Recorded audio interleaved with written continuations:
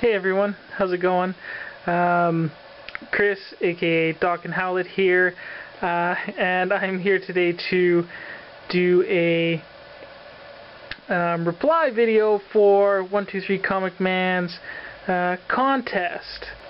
And this contest was for a showing of one of your favorite X-Men books or X-Men related books or moments in your collection. So I didn't pick any of the obvious ones or big key books because although some of those are great moments like Giant Size X-Men or something like that, or Hulk 181, since I'm a Wolverine fan, one of my greatest X-Men moments have to be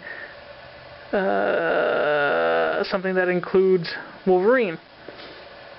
So today I've chosen this comic book right here, and that is Wolverine issue number 90 with an awesome cover. And I'm gonna have to get that old nerd with the mohawk behind the camera going through a pre-midlife crisis thing to help me out, but in the spirit of 123comicman's videos, I'm not going to show my face. Okay? That's just the way it's going to be.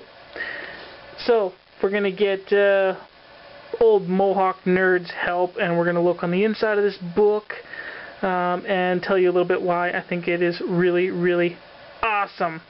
It's a really great moment with Sabretooth and Wolverine.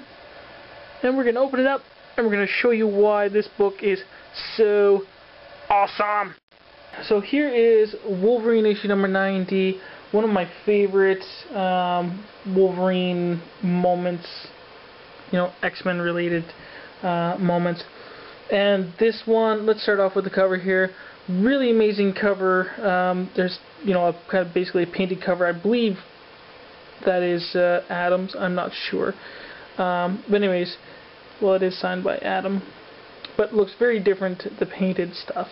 But looks amazing anyways. This is a really cool book. Art alone makes it amazing, and I'll show you why. But this is the issue where Wolverine pops his claws on Sabretooth. It's a really amazing moment. He's always threatened, so many people with popping his claws, and I think he had done the, the fist thing where he, puts him under his chin and he pops too and leaves the, the middle one there. Throughout Wolverine's history, he's always kind of threatened to pop his claws on people or pop that third claw. Well, in this book, he finally does. And this is after, of course, a little bit well after, where Wolverine lost his adamantium by getting it ripped through his pores by Magneto, and he's slowly been reverting to this more animalistic, bestial form of his. But let's go through the book quickly. That's a very simple overview of the book. Anyways, he pops his claws, gets into a fight with Sabretooth, pops his claws, pops the third one right through under his chin. So again, like I say, artwork. The format of this comic book is really amazing too. Adam Kubert's art. It's very inspirational to me. I loved it very much in the 90s. But just the way this comic was put together. So as soon as you open it up, you got, let me see if I can get it here. You already have a gatefold that you have to deal with. So that's really awesome, having that, larger pages, larger art. Flip the page. You have this other gatefold piece 4. Look at that, I can't even hold it in the camera there. Gatefold of Sabretooth leaping at Wolverine. So that's really amazing. You don't see this format very much, these gatefold pages in comic books nowadays. See that awesome gatefold. Then you gotta turn it sideways. You have another large pieces here that you have to deal with. It's huge. Huge. So Sabretooth is in there, the X-Men's prison. Wolverine tries to go talk to him. So anyways, he doesn't get anywhere. and Sabretooth just keeps trying to escape out of this prison, but he can't because it's got like, this force field on it.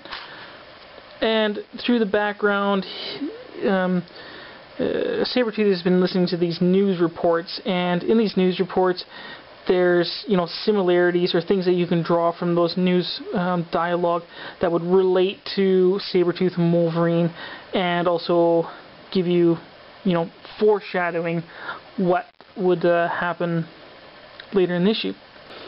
But anyway, so he's trying to take his mind off Sabretooth and not letting him get to him, and Wolverine's listening to the same news report. And then here you end up finding out something's bothering Wolverine, and then he clues into something. And basically they're talking about this sadistic killer and how he would he had this condition where he'd beat himself up, and because it's some whatever mental condition, and that it was basically conditioning himself for what was coming. Of course, you clue into Sabretooth's plan, and of course Sabretooth, you kind of get the idea that he got the idea from that. But anyways, Wolverine clues into what he might be up to, and thinking he could never escape from that prison. Oh, but okay, he kind of gets this clue. What was Sabretooth doing? Throwing himself at the force field, conditioning himself to take the pain so that he can end up overloading the force field. So of course Wolverine clues into that quickly. He gets there by the time Sabretooth breaks out, and then they end up having a brawl. Another page that you gotta turn sideways. So he's there, has shackles in hand, telling him, come nicely or this ain't gonna go very well, kind of thing. Fight ensues, exchanging blows back and forth.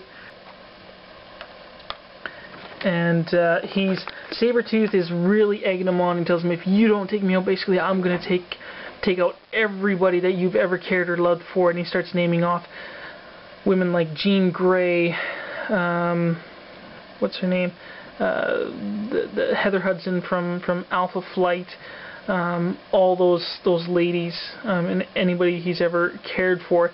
And he said, and then I'm going to really enjoy it when I start to take care of some of the younger ones. He says some people like Kitty Pryde and Jubilee, and that ends up taking him over the edge. He's had enough. He figures Sabretooth has crossed the line, catches him, and you got this giant gatefold. We got 4 pages of Wolverine smashing Sabretooth's face into the wall. And then the last page, oversized 2-page here. And again, egging him on, telling him that he's not going to be able to do it. Here, he pops the 2 in between there. And then, again, just egging him on, telling him, I'm going to kill everybody. If you don't try to stop me, I will take care of everybody. I promise, basically. And he says Kitty Pryde, Jean Grey, Jubilee, Aurora, Cyclops. And so he's yelling at him here, do it, do it. And all of a sudden, schlick. And that's the end. So he popped that 3rd claw. And that's where they leave you. And this is a 90s thing. I know now it would be really awesome to actually see that 3rd claw to have actually extended. But in the 90s and as a youth, this would be just amazing. For all the times that he's threatened people that he's going to pop his claws on them and never does. So you would have never thought he would have done it, basically. So this was a great ending to this comic book, having a great fight, and with Wolverine popping that 3rd claw on Sabretooth. Okay, so there you guys have it. Basically, that's one of my favorite X-Men related books and moments. And I'm just going to show you guys something else. Here's issue number 92. Just to add to this book, I'm going to show you the panels in here where the X-Men show some X-rays of when Wolverine popped the claws on Sabretooth. But here are the X-rays. So before, when he popped his claw, if you guys can see that, and they talk about how much damage it did, that it actually went into his brain, you know, collapsing the sinus cavities and everything. Just talking about the extent of the damage, so you can see how far his middle claw went there. It looks like I have no teeth, doesn't it? I got no teeth. I got like this gummer face. Look. Ooh. What does that look like? Okay. And awesome.